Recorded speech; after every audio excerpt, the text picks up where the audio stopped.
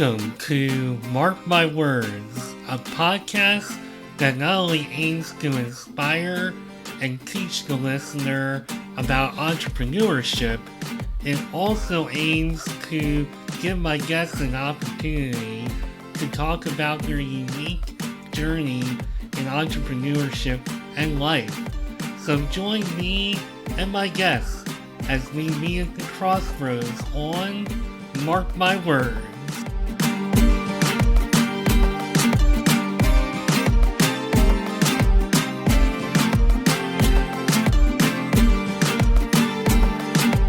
So today on Mark My Words, I have a guest who might be the first guest all time to hail from Auckland, New Zealand, and she is a rapid transformational therapist. And before I hit record, she said, quote unquote, soul trader, which she's going to explain a little bit more about. She is a real interesting backstory that kind of like led her to where she is today as a rapid transformational therapist, which is a real mouthful to say all at once. And she is Lorraine Maguire. Welcome, Lorraine, to Mark My Words. How you doing today? Oh, thanks, Mark. It's great to be here. And thank you for having me on your podcast. I love your podcast name, by the way, Mark My Words, using your name. It's brilliant. And yeah, I'm really good down here in New Zealand today. It's a beautiful sunny day, so I'm feeling pretty good. Yeah, it's not, I don't know. I know if you're looking at the video, it looks pretty sunny, but I think it's actually more like overcast, but it is warm here. So I don't know how warm or cold it is in New Zealand today. Yeah, it's warm. So we're still at the tail end of our summer. Mhm. So it's nice and warm. It's like beautiful blue sky out there today. And I can feel the temperature coming up in the house. So it's going to be a hot one today. Yeah, I work from home these days and I spend a lot of my day in my PJs. And when I got ready to do this episode, I did my thing. I got ready, changed into some lighter clothes because I was in like, a hoodie and sweatpants. And all of a sudden I'm like, how is it more warm now than it was when I was wearing all that stuff? It just all of a sudden got really warm. Brilliant. I know I find that over the day because I work from home as well. And it just gets hotter through the day. I've got a system in my house called HRV. It's a ventilation system. And it tells me sometimes it's like up at 44 degrees in the roof space and like 30 degrees in the house. And you're like, how do you cool that down? It's, it gets hotter as the day goes on. Yeah, no, it's definitely hit that point here where there's like a fine line. It's cold in the morning, sometimes even a little unbearable, and then all of a sudden it just changes over. And if you're really focused, like I was earlier, you don't even notice it until you actually start moving around. So, Yeah. putting all that aside, now that we have our weather forecast here in the middle of March, let's talk about you and why you're here today, other than the weather. And that is to talk about your life, your journey, your crossroads, etc., etc. And I've kind of gotten into a habit of starting things off like a real conversation by just asking, you are where you are today as a rapid transformational, I was a specialist therapist. Yeah. And boy, that's a mouthful. You'll have to explain how you go about telling people what exactly you do, because that's such a Yeah, long name. But it is. I usually start off by asking because I have a real curiosity about what you might have been dreaming about doing when you were younger, and if you went to college, like what did you decide to like major in? Like what were you thinking back in Lorraine's younger years? That's actually a hilarious question, Mark, because I wasn't thinking. That's the thing. So, like I left high school, which was, at the age of 17, which is before we go to university. And to be honest, I had no idea what I wanted to do. I was quite good at like maths and accounting at that time, but I'd started drinking. And I know now, I didn't know it then, but I'd started drinking and already was alcoholically drinking from, a very early age. So 16, 17, my grades had started to go down. I just really was interested in partying and having fun, to be honest. And so actually my mum suggested teachers training college because she had remembered when I was about 11, I had a really good teacher. And I came home from school one day saying, when I'm older, I'm going to be a teacher, just like Mrs. whatever her name was, Mrs. Compton. Oh, I remembered Mrs. Compton. And so mum said, teachers training college has got late applications. So I just went, okay then, because honestly, I had no idea. I didn't know what I wanted to do. The thought of university actually terrified me because my grades had gone down and because my drinking had gone up. And I just didn't really believe in myself and my abilities to achieve anything. So I went to teachers training college basically just because my mum suggested it. And I did okay, I think, for the first year. And then the second year, the partying kind of took over. And over here we had a student loan scheme. So I would just draw down on this loan scheme, and the loan was getting bigger and bigger, but I was drawing down to party and hanging out with friends when I should have been studying. And basically I started to fail. So I was like, that's it, I don't want to do this. And I really, thinking back, if I'd gone to be a teacher, I probably should have been like a maths teacher or an accounting teacher, something that I was good at. But I went to be a primary school teacher, which meant you had to know art. I couldn't even draw a stick figure. You had to, do guitar and music. And I was like, I couldn't even get my hand around the guitar. My hands were so little, I couldn't get my hands around the guitar. And so I really struggled with the differing, areas of primary teaching and having to know a bit about everything and teach everything. And so after a couple of years, I deferred for a year. And I said, I'm going to go and get a job, but I did it properly so that I could go back if I wanted to. And then my auntie suggested there was jobs in her bank. So I went and got a job in the bank so my mum suggested teachers training college. Okay, off I went. My auntie suggested the bank, off I went. I didn't really think, what did I want to do? What was I good at? I didn't really know those things about myself. So I did about a year and a half in the bank, I think. I did really well, actually. I got promoted a few times. And then I moved to the UK. So I decided to do what's called in Alcoholics Anonymous a geographical. So basically I was running away from myself and my drinking, because as I got into the bank, I got more money, you see. And after a year of being in the bank, the university wrote to me to say, your deferment's up for a year, come back. And I was earning more money in the bank than I would have as a teacher. So why would I go back to teaching? And so I basically was in the bank, and then I was earning the money, which meant I could spend more on partying. And, I was doing embarrassing things in my drinking. I felt a lot of shame. And so I thought, right, I'm going to go to the UK. So a lot of New Zealanders, they do the big OE, the big overseas experience. And for most people, they get 2 years. They've got a 2-year visa, but I've got a British passport. So I actually ended up being over there 7 years. But so I went there, and then I ended up in London, and my friend said, there's jobs going at the council. And so again, mum suggested this, my auntie suggested that, my friend suggested this, and I just ended up, like I didn't really have any ambition or drive, like I was really good in every job that I did. I know that now. I didn't know that back then. I had a very high level of imposter syndrome. Do you know about imposter syndrome? Yes. Yeah. So I didn't believe that I was good enough, and that, and when I got promoted, I was like, oh my God, how have they promoted me?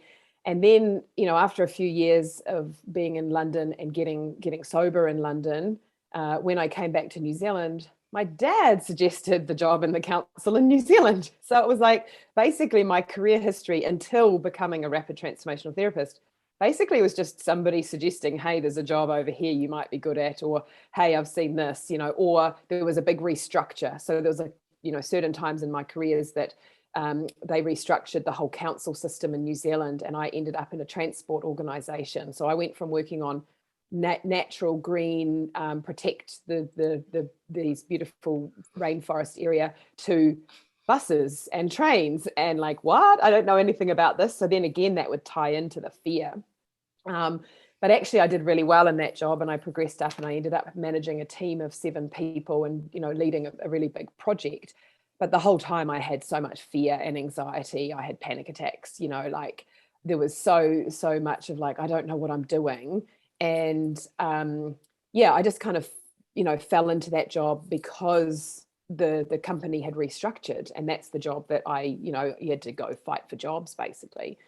And I actually, advanced really good in that. And that was doing communications and public engagement. So that was where I was at when I came across rapid transformational therapy. So, and this is the first career job, whatever you want to call it, that I've done that I chose, or chose me in a way, because when I came across it, I just knew that this was what I was supposed to do. I knew that this was, like, in my gut, everything was saying, do this, do this, do this. And so, and I know it is a mouthful. I tend to shorten it to transformational therapist, or even just hypnotherapist sometimes, depending on the audience that I'm talking to, because yes, it is a mouthful. But that's kind of like a real brief synopsis of my past. Of I did counsel, banking, communications. So my history was not therapy, but this is where I've ended up. Well, first of all, I think, you mentioned that you worked in banking. Little known fact about me that I don't think I ever talked about on this show. I worked for a very, extremely short time in banking. I am not a mathematical person by any stretch of the imagination. I would even go as far as to say I suck at math. I'm terrible. So decide to become a bank teller? Well, it was a part-time job. It was real close to the university that I was intending to transfer to. And I thought, if the university didn't work out, because I went to college for a few years, I dropped out, kind of worked my way back into it, and then I had a college that I really wanted to go to. And I was going through so many transitions and undecided on what to do, even though I knew what I wanted to do for like my whole life. That's a whole nother story there.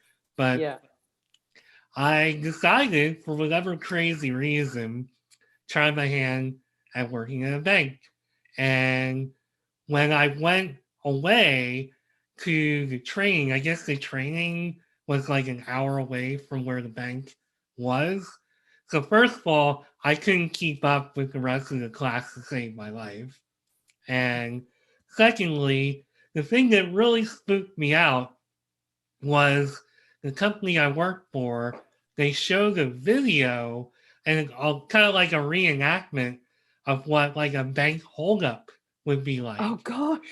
And it was pretty extreme. They were showing like the fake money with the powder or whatever that is on the money, the ink, and it was like pretty real. It was gangsta, and I was just like, no, I don't want to be in this situation.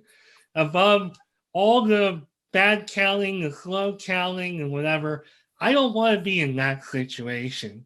So I think like a day or so later, I was like, look, I'm quitting this whole thing, and I'm just going to concentrate on school. I shouldn't be doing this. So that's that story. But That's brilliant.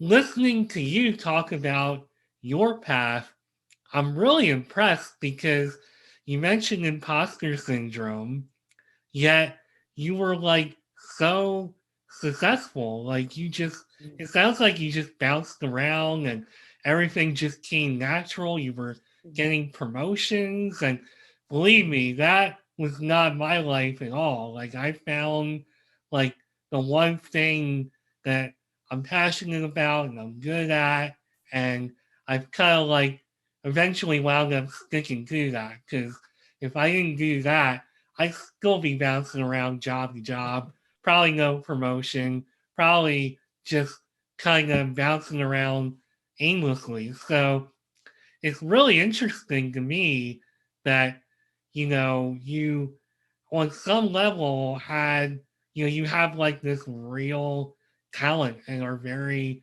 adaptable and can learn. In fact, like I'm really impressed, but yet you still had that imposter syndrome. Have you ever asked yourself like why that might have been? Yeah, so it's interesting you say that because I had one of my bosses in the UK in London. It was one of the Ealing Council, and we were in the housing division. I used to go into, he was great. I used to go into his office. Andrew Potter was his name, and I used to go into his office, and I'd be having a total meltdown, and I'd be like, I can't do this job. Why have you given me this job? I don't think I could do this. And and he would do stuff and say stuff. And then I would come out of the office going, yeah, I've got this. I can do this. It was a great skill that he had to be able to do that. But one of the things that he said to me was, where have you got this fear from of failure? Because you do so well. I've seen your CV. We'd done a cross council wide testing day. So we'd done all those kind of aptitude tests, maths tests, language tests, inbox tests, and I'd done exceptionally well. I was top of the organization with my test results. And he was like, where have you got this fear from? And I think with imposter syndrome, what I've learned is that there are different levels of imposter. So there's the perfectionist, there's superwoman or superman, there's the natural genius, there's the individualist, and there is the expert. And I kind of was like the perfectionist, so I had to do everything perfectly. I was also the expert, so I didn't like being called an expert, but the expert needs to know more, got to know more, got to know more. I don't think I know enough, don't think I know enough. So I would do more courses. I would do online. I mean, I loved doing those online aptitude tests to learn more, got to know more. And I think, like I haven't had what I do, an RTT session on it, but I would go back to school, being quite clever at school, the natural genius, things did come quite easily. So when things come hard, then all of a sudden you think, oh, there must be something wrong with me. There must be, like I must have issues or problems and things like that, because this is hard. Why is this hard? And you don't realize that actually for most people, there is a mixture of things. Some things are easy, some things are hard. And that's what I know today. Some things in my life are really easy. I love doing certain things and I'm really good at them. I'm skilled at them. Other things take effort. I have to push myself. I have to, watch that video over and over again before I can get the concept, and it's not just like, oh, I can do it once. But yes, I did. I had an outward appearance of being quite confident. I had an outward appearance of knowing what I was talking about, but it was the insides where I was a jittery mess and I was, feeling anxious. And, like underneath all of that was just this belief of I'm not good enough. And that kind of stemmed into I'm not good enough at my job. I'm not good enough as a person. I'm not pretty enough, slim enough, tall enough, smart enough, put anything enough in there. And I didn't know that. So I was just pushing for perfection. I was just got to be a good student, got to be a good worker. Got to kind of prove, superwoman one of the imposter seat. We have to prove ourselves and we get validation from our work. So I would feel good about like, oh, I've got this massive project on and look at all these things that I'm doing. And that's where I would get my validation. So when I went from that to this and I wasn't seeing clients, I was building my business, there's the validation gone of like, look at all these things that I've achieved. But then you don't savor your achievement. You don't go, yes, well done, Lorraine, pat yourself on the back, look how good at what you've achieved. You just go, right, what's next? What's next? What's next? Yeah.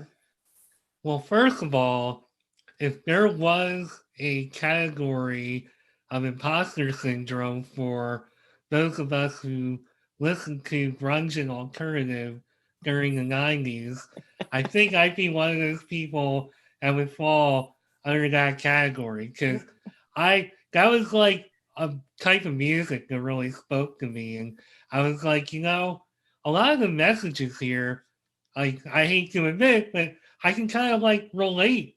And, I think some of that. So I already had a lot of imposter syndrome just from things that were fed into my Yes. mind, Yeah. being born with cleft lip and palate and having to Yeah. face all the judgments and everything else, but yet knowing inside that, hey, I do feel like I have a lot to offer. I have a lot of Mm. intelligence. And it was just really like a lot of conflicting information for me. So as I grew, I really struggled to believe in myself and would get in these situations where I think it was pretty much being spelled out right in my face that, I mean, look, there was a girl in high school who told me flat out, and this, I remember exactly when it was. It was my 16th birthday. It was in my German class, and they were like, "Look, I like you." I was like, "No, you don't." Like I look back now, I'm just like, "What the hell was I thinking?" But I really struggled with imposter syndrome until I kind of so I moved away from home in my late 20s and really got out in the world and really got to put myself out there and meet other people, put myself in other situations, and you learn, you grow, you evolve, and one day you put it all together and you're like, I think I was wrong to let all that imposter syndrome get in my way. Like you look back at something like I told you from high school, it's like, Mm. oh gosh, what was I thinking? Like, it's for me, it was like I was better than I thought I was. Yes, yes, exactly. And that was the thing as well. Like, I didn't think I was like, I look back and I think, wow, in every single job that I was in, I was really good. I picked it up. I was a good worker. If I was a boss, I would have employed me. I was good at what I did. I was a hard worker. I put in the effort. I put in the long hours. But one of the things you just picked on there, Mark, was, you had the cleft palate, you felt different, right? So when we're children, we just want to feel the same. Like, I like Barbie. I like Barbie too. Who's Barbie? What? You don't have a Barbie? Oh, you're so weird. I like, I don't know, SpongeBob SquarePants. I like SpongeBob. Who's SpongeBob SquarePants? I don't have a TV. I've never seen it. Oh, you're so weird. If you went to like I say this because so many of my clients come to me with this fear of being different, like I don't fit in, I don't belong, I can't connect. And it can be something like yourself, cleft palate. It can be just wearing glasses. I mean, you've got glasses on. I used to wear glasses. I wear them for reading now. I had a plate in my teeth, so you have all these different things. If you sat a group of people down and said, what made you feel different at school, or when you were growing up, you'd have, I was the ginger one, I was the black kid in a white school, I was the girl in the boys sports team, I had glasses, I had a cleft palate, I was skinny, I was fat, I was tall, I was short. All of us start to compare ourselves when we get to school a lot of the time, and we start to think, oh, I'm not good enough because of X, Y, and Z. Some people have I'm better than, but most a lot of us go to the I'm not good enough because I'm not as pretty as Sarah or Joanne or whoever. And I'm different and I stand out. Nowadays, we all want to stand out, right? We all want to be unique. We all want to be different. We don't want to be the same. And if you go to a party and someone's wearing the same dress, you're like, oh. But that's a real, you've hit the nail on the head there. That feeling different is one of the biggest underlying sources, belief that I'm different, of imposter syndrome. And that's one way in which the world has evolved that I'm glad that it has gone in that direction Mm, because growing up, it was just, I was so different and just had it in my mind that, you're different, you're different, you're different. So I kind of learned to just embrace that and mm, march to being my own drum. And nice. it really helped to shape who I am today. And I'm really glad that I took on that mindset because I think that kind of thing is embraced, as you put it, a lot more today. And hopefully it will continue to be embraced and somehow we won't go the opposite direction, but maybe by then I'll be retired. So I guess the job at that point will be a little bit different for me. But yeah, I think it's great that people see some of those things differently today. It's awesome. So, with that in mind, and with that being said, speaking of being transformational, let me segue into so you went to the UK and you continued doing all these things, and then there came a point where you decided to become a therapist. When did that happen? Yeah, thanks, Mark. So yeah, I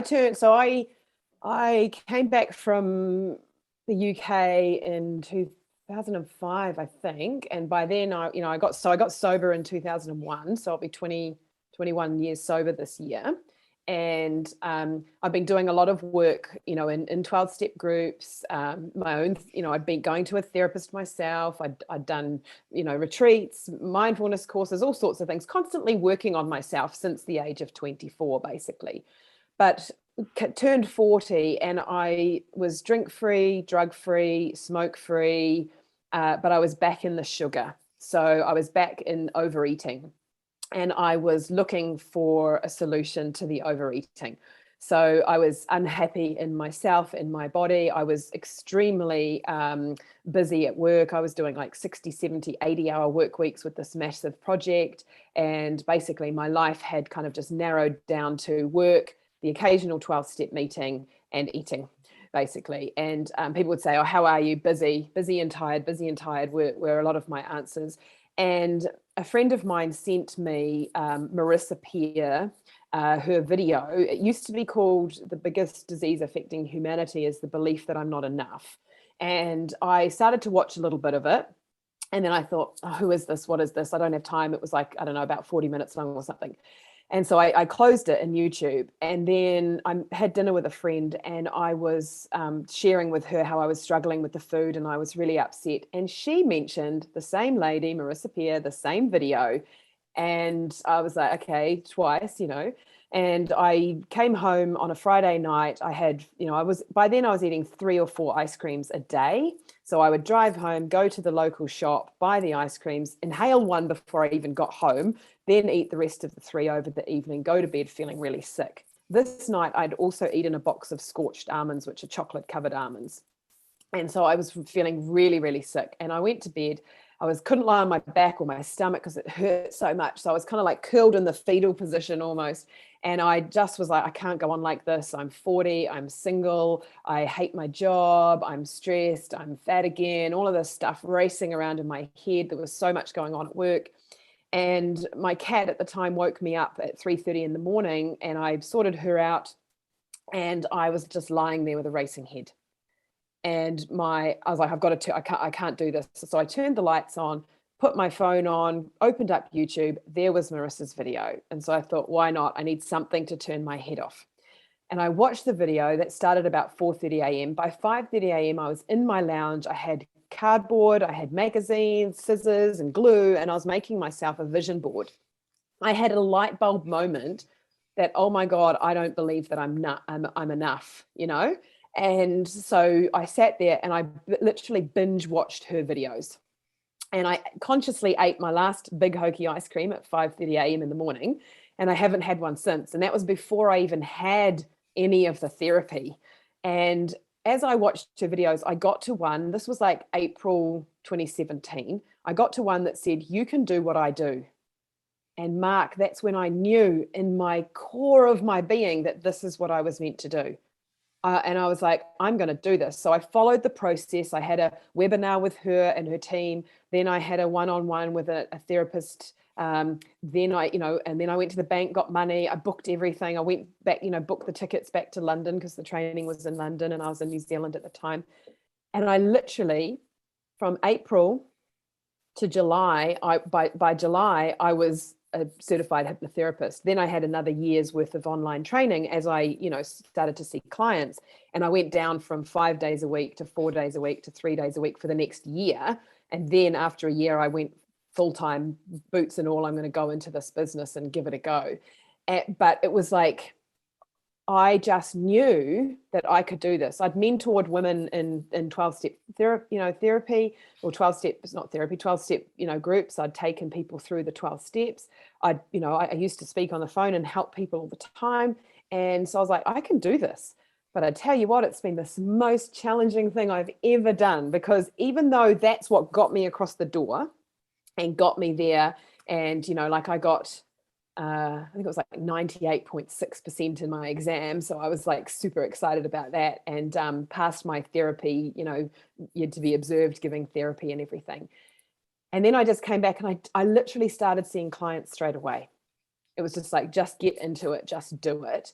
So it transformed my life. Like I stopped overeating. I've dropped in kilograms, it's 22 kilograms. I'm not 100% certain what that is in pounds. Then, I was on and off antidepressants for 16 years. I'm completely off them since I think the August of that year I managed to come off them.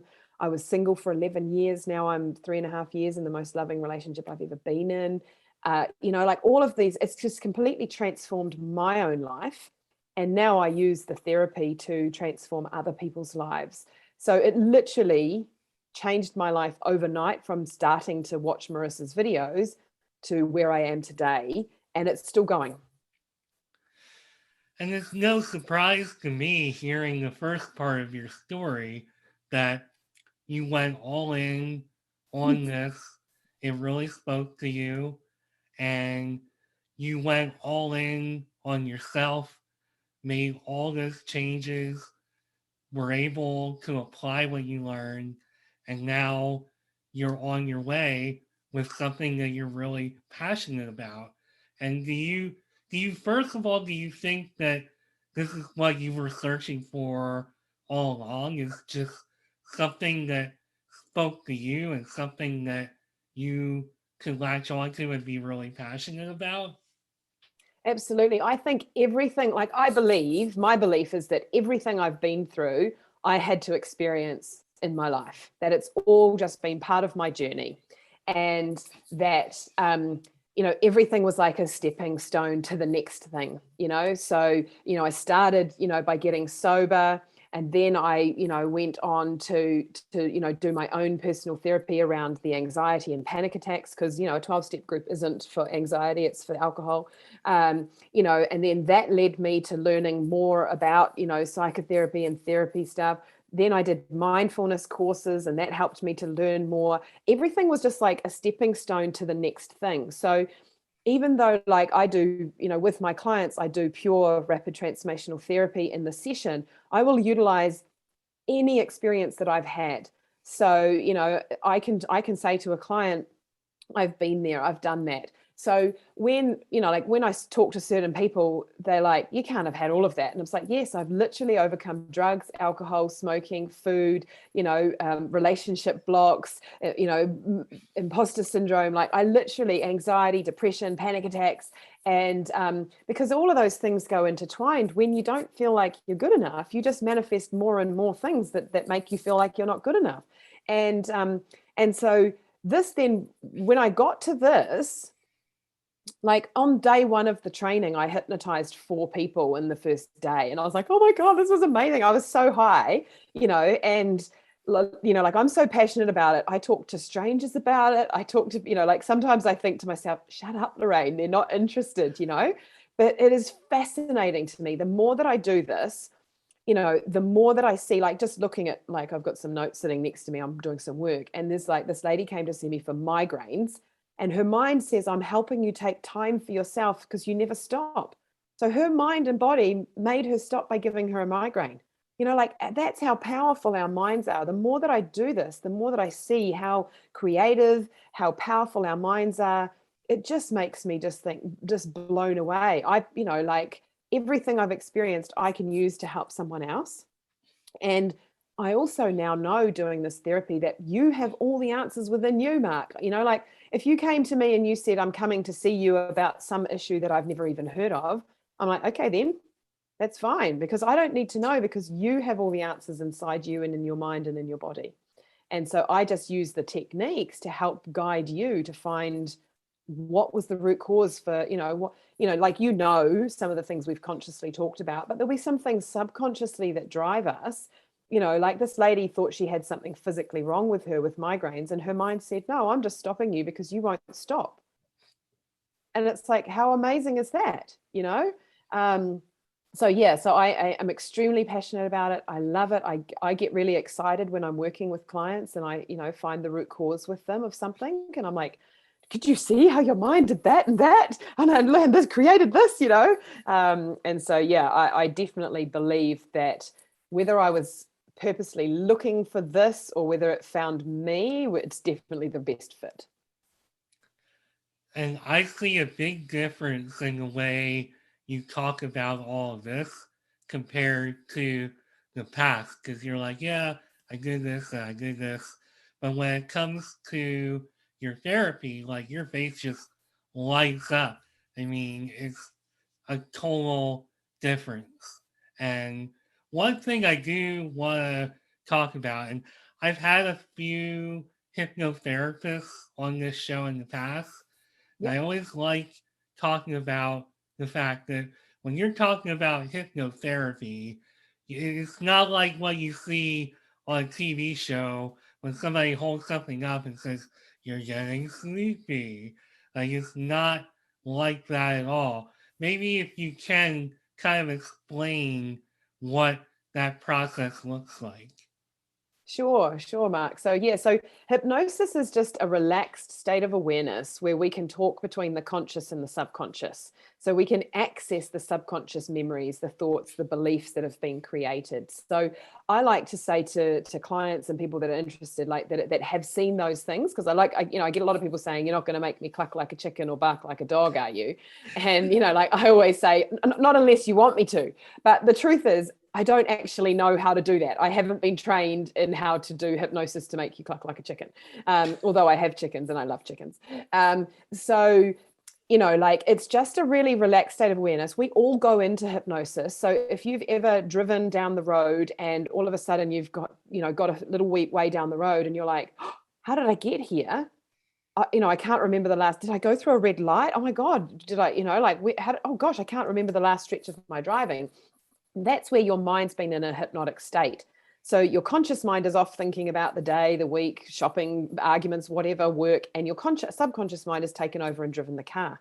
So your conscious and your subconscious are both there at that point. And so it's the same as if you're deep into a book or watching TV and somebody's calling you, and you're like, huh, what? You were in that state of awareness. So I say to my clients, it's like being really relaxed and talking to me with your eyes closed. So I was taught a technique where you look up and you get your eyes to flutter a little bit and then you close your eyes, rapid eye movement, because when we go dreaming, it's the same brainwave. And so you interact with me the whole time in a session, like you're aware. I can't make you do or say anything you don't want to do. So even with clients, when I might give them words, like if I get them to say they go to a scene and somebody's hurt them, and I get them to say to that person, hey, Marc, you really hurt me. And they don't know what to say, or they get stuck. I might, help them with giving them some words to start off. If they don't like the words that I've given them, they will change the words. Like if I said a swear word and they didn't swear, they wouldn't swear. So hypnosis is just a place where you're really relaxed. We can access those subconscious memories and we can upgrade them. So, I'm really light in trance. I wriggle around, like I get comfortable. I move my body. Some people feel really heavy, like their heads are down and they're like, oh my God, I can't lift my arms. And it still works because it really is just a place where we can access the information that we can't access consciously. And that kind of taps into something really important that you said earlier, which is that we all actually have the answers within us. And Not that I think I have all the answers, but one answer that I do have is kind of what you're alluding to. And it's something I've learned as I've gotten older is that a lot of answers that I need for how I feel about certain situations and how I feel about myself, even if I'm feeling conflicted and don't know for sure the answer, I do know that the answer is from within. And Yeah. I think that's a really important thing to learn in Yeah. life. Yeah.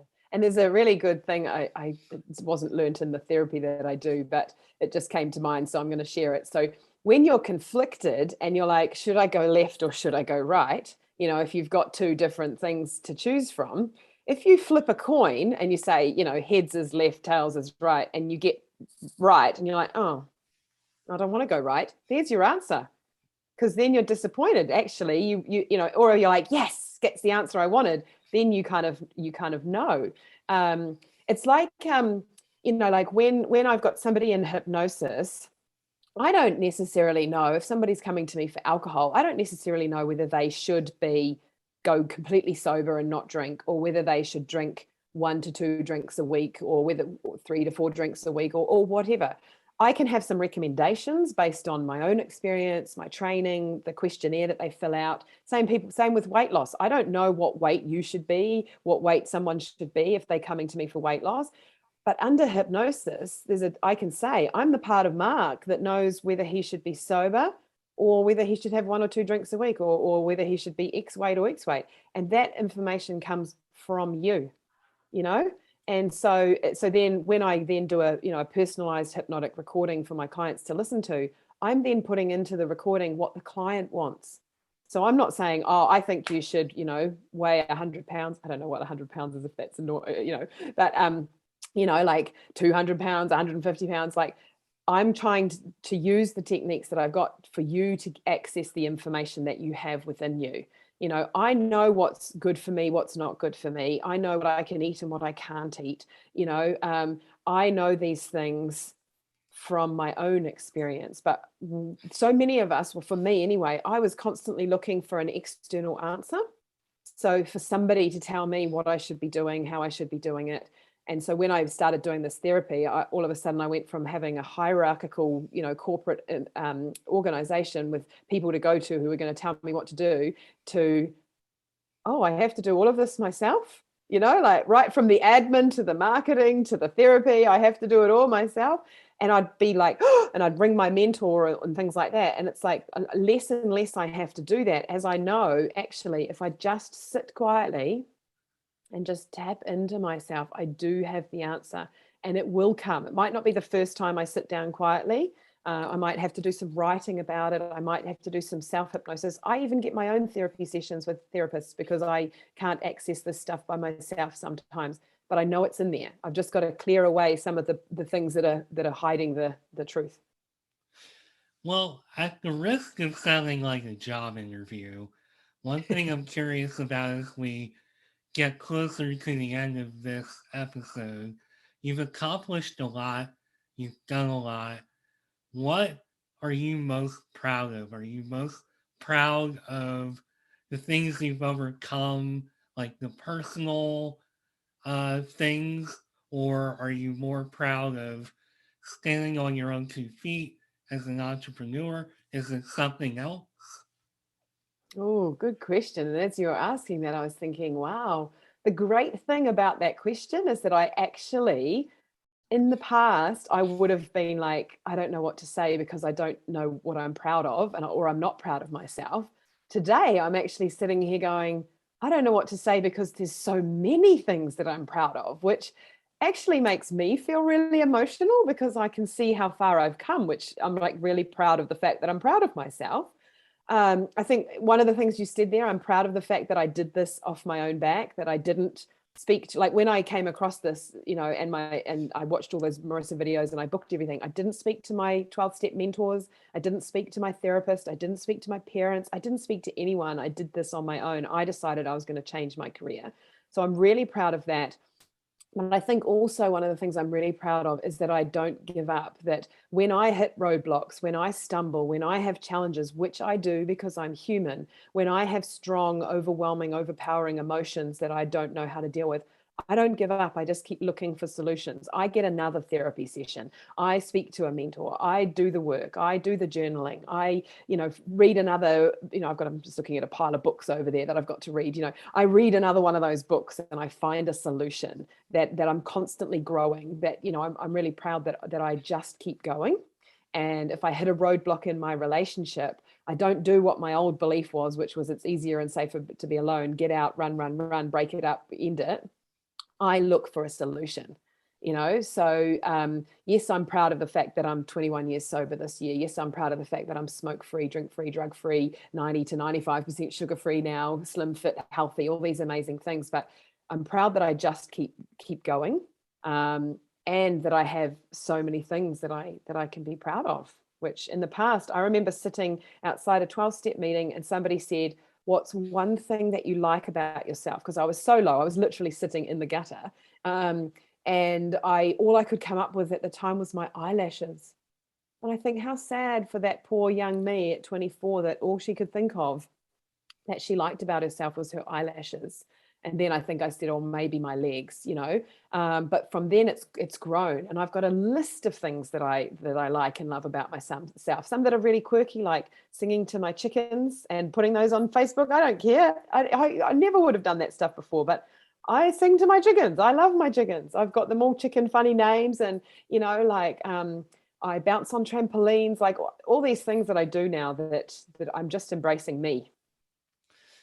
And it's amazing what a little bit of work and a little bit of self belief, it's amazing where it can take you.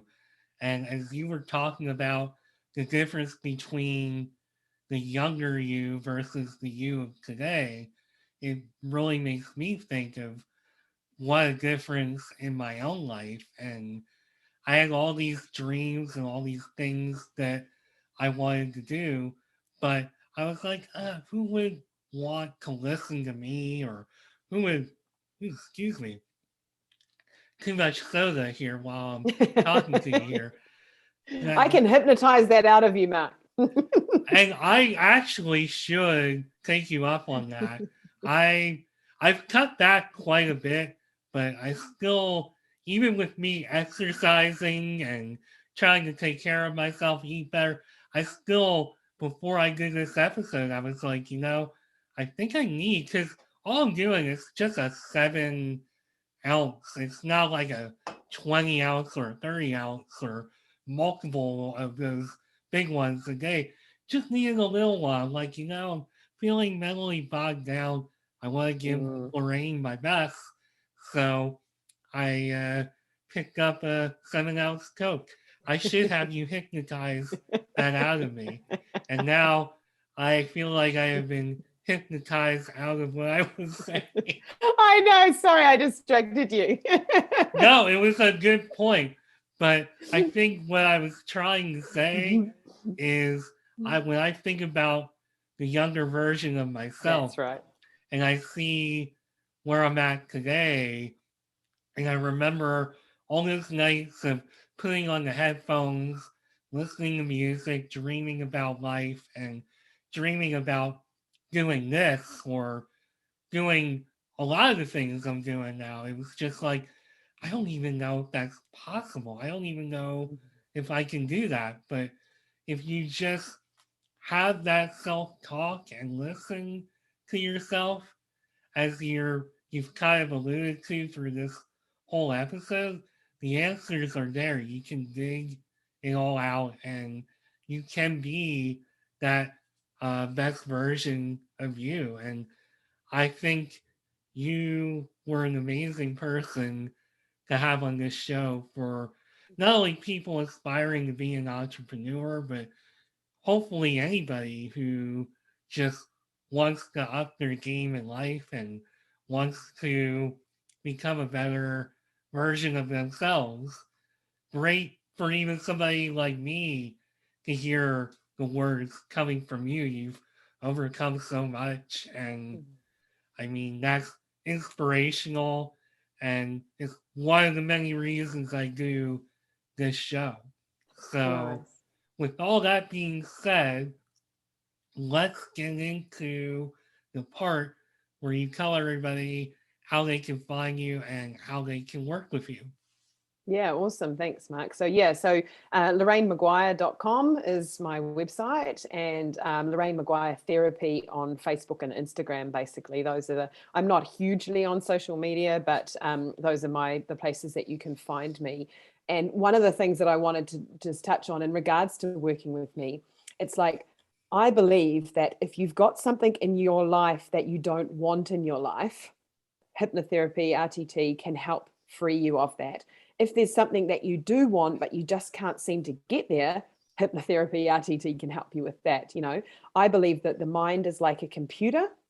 And even like the Coke, you've got a drinking Coke program. If we use that as an example, we've got programs of how to make the bed, how to do the dishes, personal hygiene. We're just like little computers, acting out our little programs, if you want to think of it at a basic level. And so I used to have a program where I didn't make the bed every day, just because when I was younger, my mind believed that making the bed was painful. So I said to myself, when I'm old enough, I'm never going to make the bed.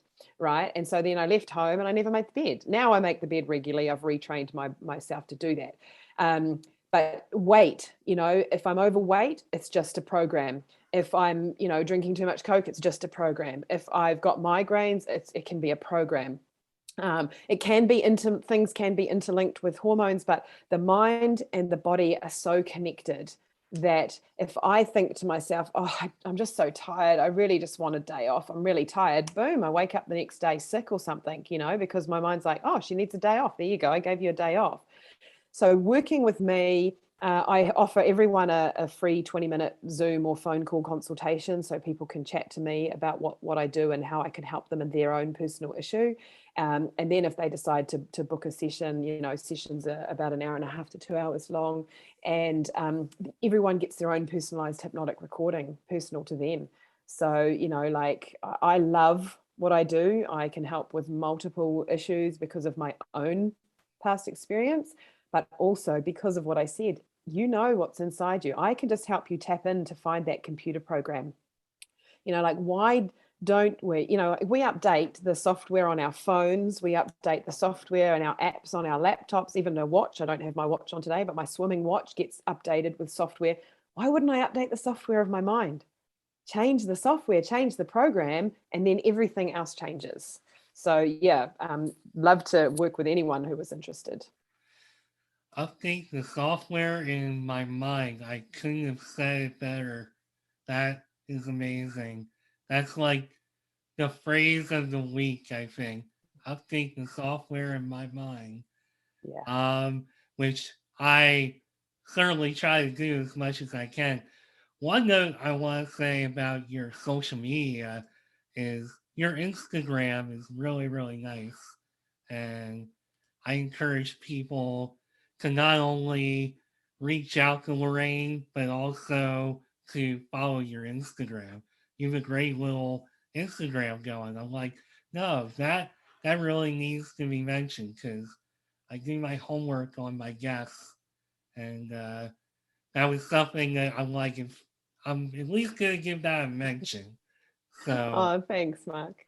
but I think that with all that being said, Lorraine, thank you very much for taking time out of your day. You have a whole day ahead of you now I do, because yes. it's only like 10 a.m. there, whereas it's like 5 o'clock and I gotta get ready to make dinner here. So, with all that being said, Lorraine Maguire, thank you very much for being on Mark My Words. Had a blast. I'm really inspired by your story and your transformation, and I wish you nothing but the best moving forward. I know that you will have nothing but the best. One quick question, speaking of the future, what is next for you? Is there more on the way? Are you thinking about doing something else entrepreneurial, or is it just building upon what you're doing? Yeah, so yeah, I mean, I love being interviewed on podcasts like yourself. So thank you, Marc, for having me as a guest, number one. And I've got another podcast interview this evening. I love to talk. One of the things that I've learned about myself is that I love to talk. Sometimes I talk too much for people. That's okay. I'm a work in progress. But I love to talk. So yes, I want to build my, myself as a speaker, motivational speaker on podcasts, on stages. I used to have panic attacks being on stage. Now I love to stand on stage and speak in front of a room of people. I love to do workshops. So I love the one-on-one client work. But I also love the group work as well. So that's probably going to need to wait a little bit until all the COVID stuff, goes away, because I love the in-person. I have done a lot of group workshops online, and it works just as well online, this therapy. Don't get me wrong. I've had most of my sessions online. But I just I'm a people person. I like to be in a room with people. So going forward, that's where I can see myself, like you were saying about dreaming and visioning what you want. I can see myself on a stage in front of rooms of people, whether I'm just talking or whether I'm hypnotizing the room of people, watch this space. Yeah, and when you said all that and you talked about speaking in front of people and you said dreaming, it's almost like you already knew that that was something that I dreamed about doing myself. And that's something that I myself hope that I do someday, is speak in front of people other than doing a podcast, which I obviously love doing the podcast, and I hope I do it for like 30 more years. But Brilliant. I would love to get out there myself and speak. And that's one of the motivations for me doing all of this. So, as somebody who likes to speak to another person who likes to speak, you can come back here anytime. And maybe if I get my act together and start doing some stuff live, I can have you back for that. So, Brilliant. with all that being said, this was Lorraine Maguire. She is a rapid transformational specialist, and I hope a therapist. I almost said specialist. Rapid transformational therapist. I told you that was going to be a mouthful for me. So that is what Lorraine does. Go check her out. Real quick, what I've started doing is quickly telling people, you like my show, you like hearing what I have to say, come find me on LinkedIn. My name Marc Schmidt, M-A-R-C Schmidt. Come find me. I talk about entrepreneurship. I talk careers. I talk anything else that's on my mind. I may even show you a video of me doing my um, oh gosh, droning. I can't even think. This is how I know I need a break. So I just got a drone a few months ago, and I've already posted a few videos. I love kind of tying that into the things I talk about. You can find me also on Instagram at markmyword6. Also just come find me at Nimrod79. I born in '79, Green Day fan my whole life. That's how that ties together. Come find me. Same handle on Twitter, elsewhere on social media. And again, thanks, Lorraine. And I will be back soon with a new episode of Mark My Words. Thanks and have a great day.